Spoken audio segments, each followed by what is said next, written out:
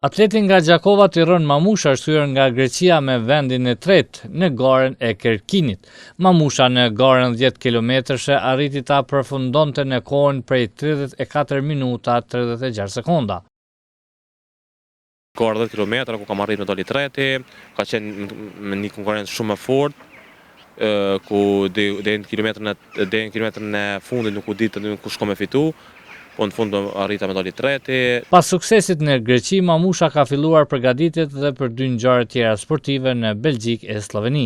Tash javën tjetër garoj në një garë në stadion, në 3 kilometra, mandej që është një garë mirësorën për mu në stadion për arsye që garoj në Sloveni në Maribor në kampionatin e evropian, ligës 3 evropiane. Deri tash përgatitjet shku shumë mirë.